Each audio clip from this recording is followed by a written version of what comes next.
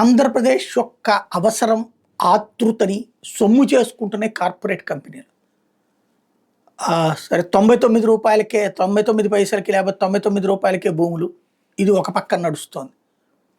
రెండో పక్కన వచ్చేటప్పటికి ఆర్సిలార్ మిత్తల్ లాంటి సంస్థ, ప్రపంచవ్యాప్తంగా వ్యాపారాలు పెట్టుకునేటువంటి సంస్థ మన లీనియస్ని అర్థం చేసుకుంది, వాడుకుంటోంది. ఎట్లా అంటే వాళ్ళు ఇచ్చేటటువంటి డబ్బులు కూడా ఏవైతే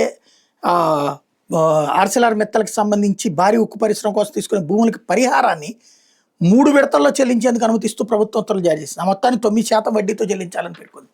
ఇది చాలా దుర్మార్గమైనటువంటి చర్య. ఎందుకంటే భూములకు పరిహారం ఎవరికి ఇవ్వాలా?